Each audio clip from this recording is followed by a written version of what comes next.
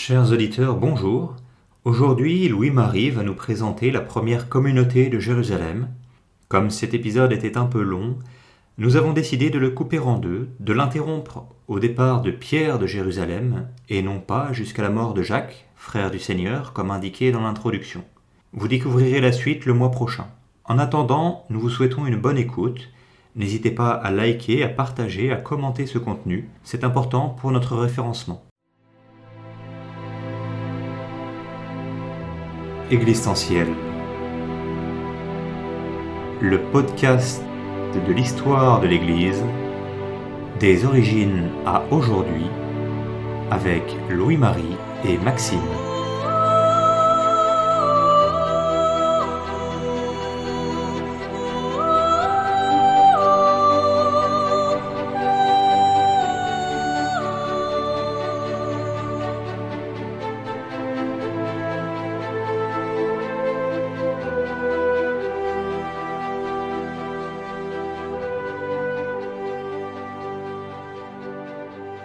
Ce 27 mai 30 de notre ère, 50 jours après Pessah, Pâques, à Jérusalem, dans ce qui n'est qu'une petite province de l'Empire romain, Israël, grande comme 2 de nos départements français, des hommes dévots de toutes les nations qui sont sous le ciel, comme disent les Actes des Apôtres, étaient dans la ville. Ces hommes, ces femmes, venaient de toute la Galilée, de toute la Judée et de toute la diaspora. Certains étaient déjà présents depuis plusieurs jours, d'autres, les plus proches, n'étaient arrivés que la veille. Tous étaient là pour suivre la prescription juive du pèlerinage à Jérusalem. C'était la fête de Shavuot, la fête de la Pentecôte, la fête des moissons.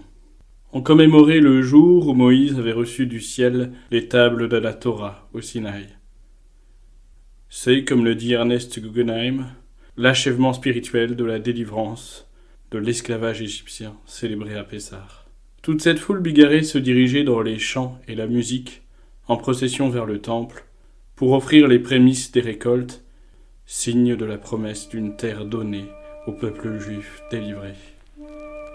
La Mishnah de Bikurim nous décrit en détail ce que dut être cette fête.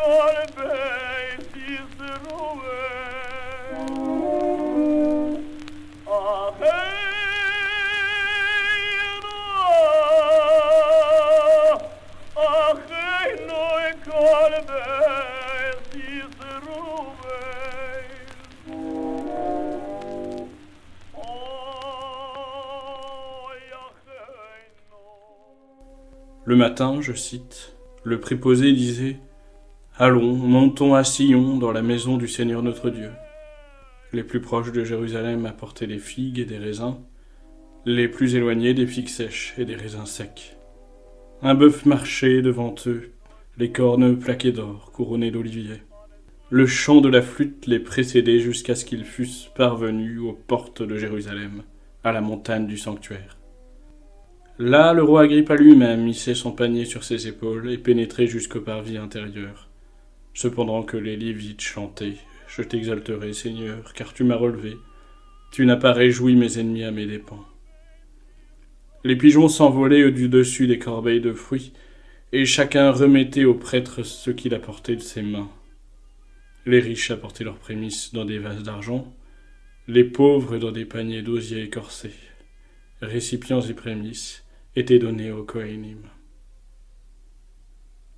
Mais en ce 27 mai 30, un événement inhabituel eut lieu, si on en croit le récit des Actes des Apôtres.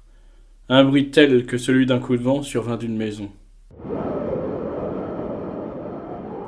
À ce bruit, la foule des pèlerins accourut et découvrit un groupe de Galiléens parlant avec passion. Chacun les entendait dans sa propre langue natale. Parthes, Mèdes et Lamites, habitants de la Mésopotamie, de la Judée, de la Cappadoce, du Pont et de l'Asie, de la Phrygie et de la Pamphylie, de l'Égypte et des contrées de la Libye cyrénaïque, Romains résidant à Jérusalem, tant juifs que prosélytes, crétois et arabes. La foule cosmopolite était stupéfaite. Ces Galiléens parlaient avec passion d'un Jésus de Nazareth. Quelques-uns les croyaient ivres. Puis un certain Pierre s'adressa à la foule. Il annonçait le Messie, loin, le Christ, tant attendu par Israël. Il annonçait sa résurrection d'entre les morts. Hommes d'Israël, écoutez ces paroles. Jésus le Nazaréen, vous l'avez pris et fait mourir par la main des impies, mais Dieu l'a ressuscité. La foule émue, le cœur transpercé. Que devons-nous faire ? Pierre leur dit, repentez-vous et que chacun de vous se fasse baptiser au nom de Jésus-Christ pour la rémission de ses péchés. Et vous recevrez alors le don du Saint-Esprit. La foule émue se fit baptiser en masse. Hommes, femmes, enfants, vieillards, 3000 baptisés si on en croit les actes des apôtres. C'est ainsi qu'eut lieu la première prédication des apôtres. L'histoire de ce qu'on appellera le christianisme était alors en marche. Toutefois, à ce point du récit, nous parlons encore de Nazaréens pour évoquer les membres de cette église naissante. En effet, elle n'était alors qu'un courant, une secte du judaïsme, comme tant d'autres. Ainsi, les pharisiens étaient les tenants du respect de la loi et proches du Christ à bien des égards, par leur foi en la résurrection par exemple.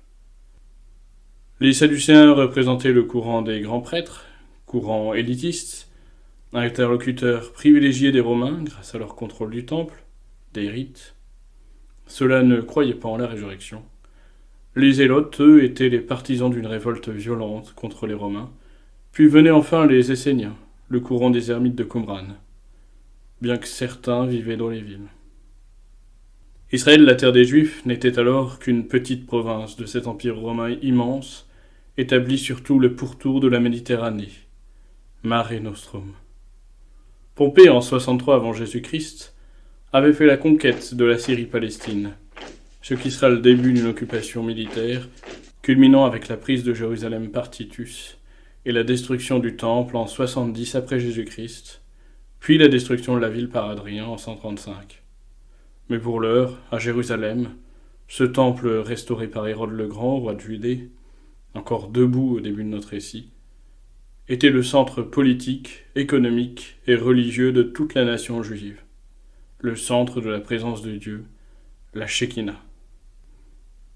C'est dans l'histoire de cette toute jeune église naissante que nous allons nous plonger, de son avènement au déclin de la communauté de Jérusalem.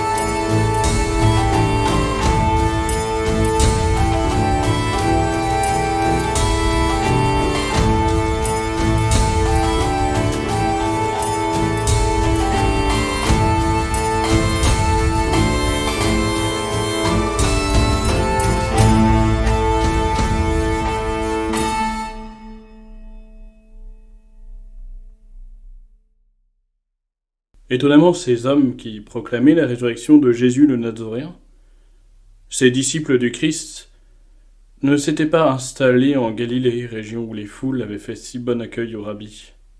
Les premiers disciples pensaient en effet que le retour du Christ serait imminent. Saint Paul, dans sa première épître aux Corinthiens, exhortait chacun à garder son état de vie présent. Es-tu lié à une femme ? Ne cherche pas à rompre. N'es-tu pas lié à une femme ? Ne cherche pas à te marier. Je vous le dis, frère, le temps se fait court. Des années plus tard, comprenant que le retour du Christ ne serait pas pour tout de suite, il changera de discours. Le lieu le plus approprié n'était-il donc pas auprès du Temple à Jérusalem, pour un disciple juif du Christ ? Jérusalem où la première communauté était assidue à la prière. Un autre motif de ce choix était que la ville sainte était un haut lieu de pèlerinage, comme nous venons de l'évoquer. Les Juifs avaient pour commandement de se rendre au temple aux 3 fêtes de pèlerinage. Pessah, la Pâque juive, au printemps. Puis 50 jours plus tard, Shavuot, la Pentecôte. Et enfin Sukkot, à l'automne, la fête des tentes, le rappel de la traversée du désert et de la manne avec laquelle Dieu, Elohim, avait nourri le peuple hébreu. Certes, tous les Juifs, sans doute, ne pouvaient effectuer tous les ans ces pèlerinages, qui pour certains représentaient des voyages de plusieurs mois, mais enfin, ces grandes fêtes charriaient hommes et femmes de tout l'Empire romain, et peut-être même au-delà. Toutefois, pour se préparer à la venue du Christ, ces hommes et ces femmes, qui se revendiquaient de son message, n'avaient pour certains pas hésité à vendre leurs biens, probablement parce que certains avaient dû quitter une terre et les proches pour s'installer dans la capitale de Judée. Si bien que souvent ces personnes mettaient leurs biens en commun, et très certainement le bénéfice de ces ventes. On peut supposer que ce ne fut pas le cas pour tous les disciples, notamment ceux qui étaient originaires de la ville ou de la région. En effet, des aumônes étaient organisées dans la communauté pour soutenir les veuves. À quoi ressemblaient ces disciples de Jésus le Messie ? Qu'est-ce qui les différenciait des autres juifs ? Probablement pas grand-chose, sauf peut-être un accent galiléen pour certains, qui devait sans doute être différent de celui de Jérusalem. Bien sûr, les sources sont muettes là-dessus. Pour qui les rencontrait sur les parvis sacrés ou dans les montueuses ruelles de la cité sainte, rien ne les distinguait des autres fidèles, explique Daniel Rops dans sa monumentale Histoire de l'Église du Christ.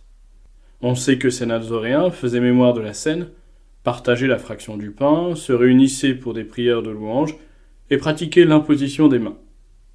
Ils continuaient de suivre les prescriptions rituelles de la loi, leurs enfants devaient être circoncis, les commandements de purification, le repos du Shabbat, devaient être respectés. Pierre et Jean se rendaient tous les jours pour prier dans le temple. Ils apparaissaient, tous ces Nazoréens, comme des Juifs pieux, mais qui avaient conscience de former une communauté, une ecclésia, une assemblée.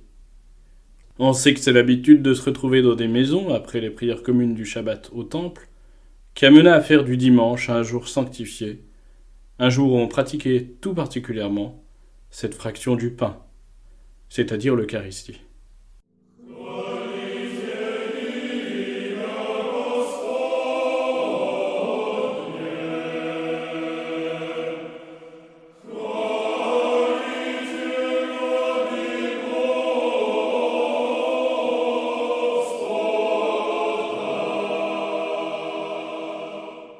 Celui qui présidait l'Eucharistie étendait les mains pour bénir le pain et le vin, prononçant les paroles du Christ lors de la scène. Pour moi, en effet, j'ai reçu du Seigneur ce qu'à mon tour je vous ai transmis. Le Seigneur Jésus, la nuit où il a été livré, a pris du pain et après avoir rendu grâce, le rompit et dit « Ceci est mon corps, qui est pour vous, faites ceci en mémoire de moi. » De même, après le repas, il prit cette coupe en disant « Cette coupe est la nouvelle alliance en mon sang. Chaque fois que vous en boirez, faites-le en mémoire de moi. » Ainsi que l'explique saint Paul dans la première épître aux Corinthiens. C'était plutôt les apôtres ou quelques anciens qui avaient ce rôle.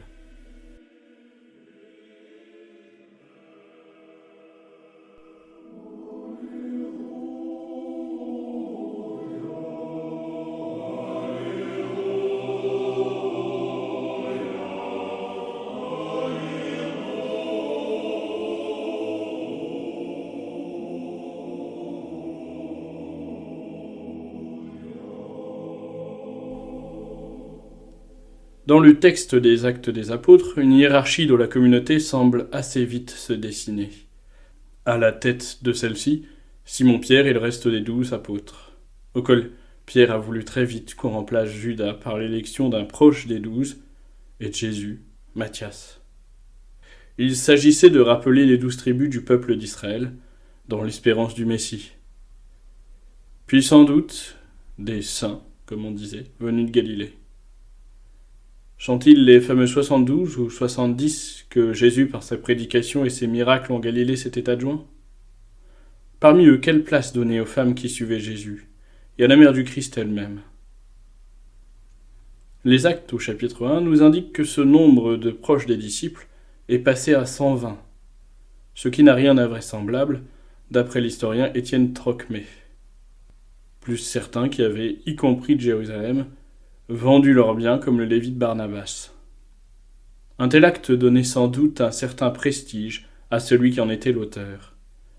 Comme nous permet de comprendre l'histoire tragique d'Ananie, différent de celui qui baptisa Paul, et de Saphir, qui firent semblant de vendre leurs biens pour en tirer un peu de vanité. Les deux époux, saisis d'une grande crainte, après qu'on eut découvert leurs mensonges, en moururent. Ces 120 vivaient dans des maisons communes, auprès des apôtres, prenaient leurs repas ensemble et priaient régulièrement aussi au temple. Ils étaient sans doute les principaux aides des apôtres pour propager cette nouvelle foi.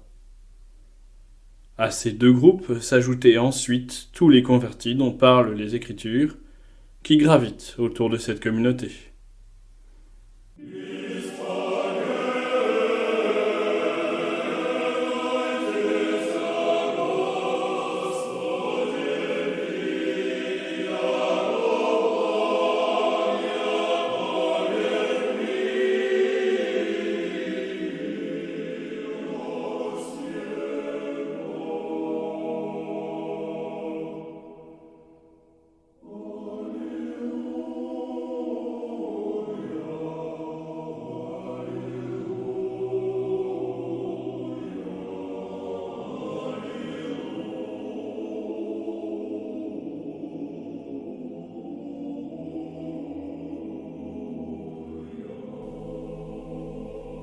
Très vite, en plus de cette hiérarchie, on aperçut deux groupes dans la communauté des Nazoréens, les Juifs hellénisés et les Juifs de Judée.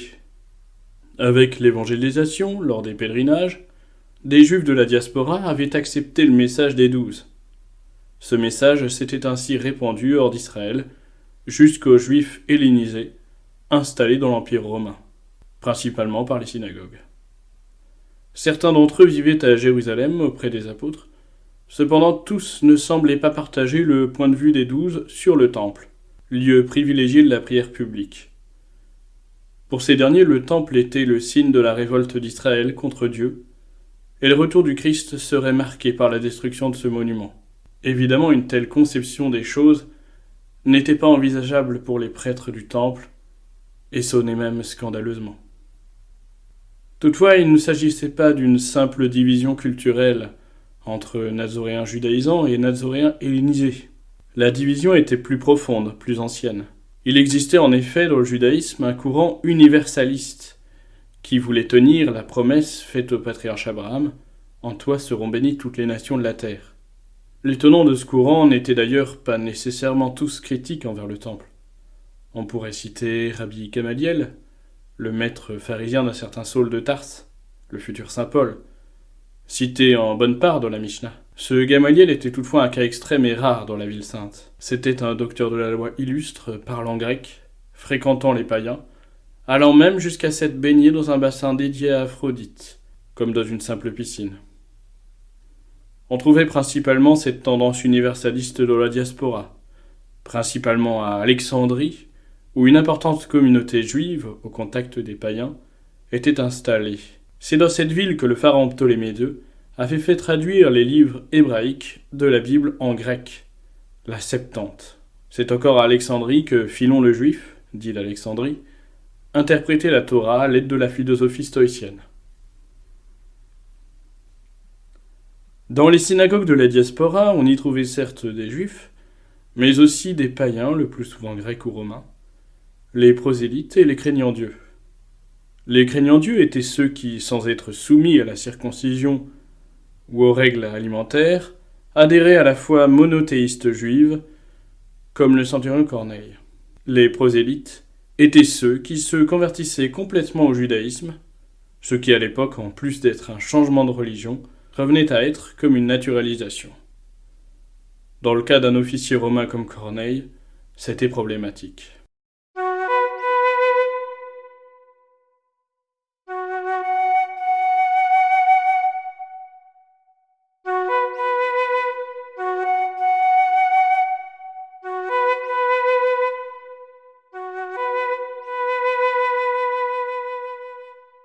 Les premiers Nazoréens ne faisaient donc, en cela, que s'inscrire dans des problématiques bien plus anciennes qu'eux. Le texte des Actes des Apôtres donne l'impression d'une communauté divisée entre judaïsants et hellénistes. En ces temps-là, comme les disciples se multipliaient, il y eut des plaintes de la part des hellénistes contre les Hébreux, parce que leurs veuves étaient négligées dans les distributions quotidiennes. Pour régler ce problème, on nomma, sur proposition des 12, 7 diacres. 7 diaconoi, c'est-à-dire serviteurs.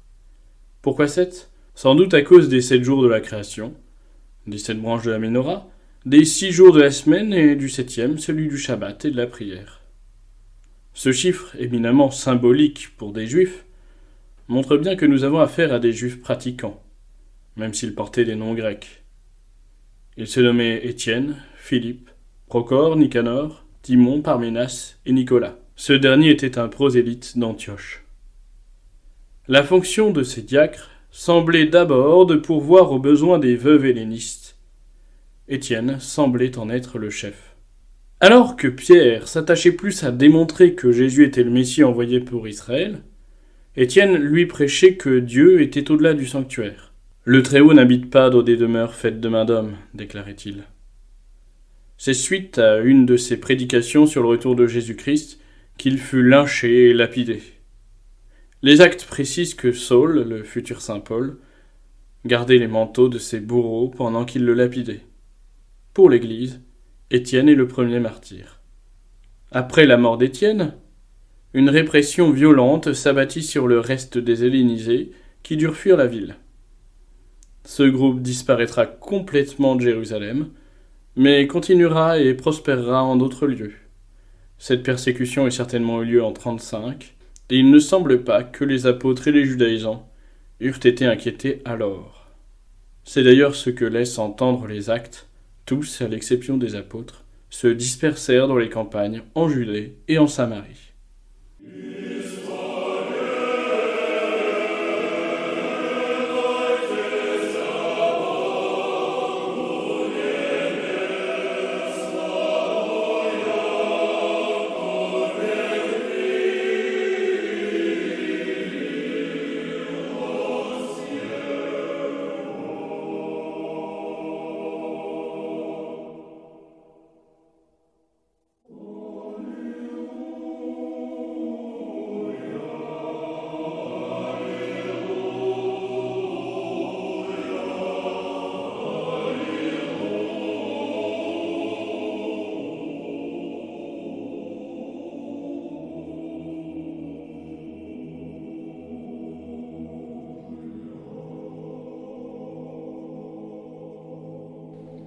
En ces temps-là, à Césarée, un homme juste et pieux, un centurion nommé Corneille, un craignant Dieu, eut la vision d'un ange, nous disent les actes des apôtres, lui demandant d'aller quérir un certain Simon-Pierre, qui logeait à Joppé, dans une maison au bord de la mer, chez un corroyeur. Tes prières et tes aumônes, lui dit l'ange, sont montées devant Dieu, et il s'est souvenu de toi. Aussitôt Corneille envoya 2 serviteurs aller chercher ce Pierre. Joppé était à une journée de marche. Ces serviteurs arrivèrent donc à Joppé le lendemain. Or, vers midi, Pierre eut une extase. Il vit dans le ciel toutes sortes de nourriture qui lui étaient présentées sur une nappe. Dedans, il y avait tous les quadrupèdes et les reptiles du monde. De la nourriture pas saoule, non cachère. Une voix lui ordonna de manger.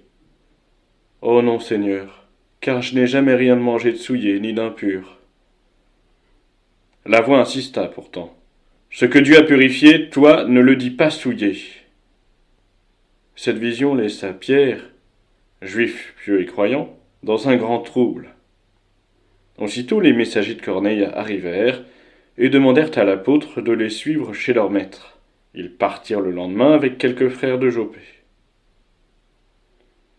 En tant que juif, Pierre n'aurait pu se rendre chez ce païen, mais après cette vision, il comprit qu'il pourrait demeurer chez lui. Pierre hésitait à baptiser Corneille, puis après une petite Pentecôte, une descente de l'Esprit Saint, il décida de baptiser tout de même le centurion et sa maison, tout païens qu'ils étaient. La nouvelle fit scandale à Jérusalem. Pierre dut se justifier devant l'assemblée des frères, mais finalement, il obtint gain de cause. Est-ce cette ouverture aux païens qui poussa Hérode Agrippa, dernier roi juif de Judée, favorable aux pharisiens, à persécuter, en 44, La communauté des Nazoréens. Toujours est-il que Pierre fut arrêté, ainsi que Jacques, fils de Zébédée, et quelques autres frères.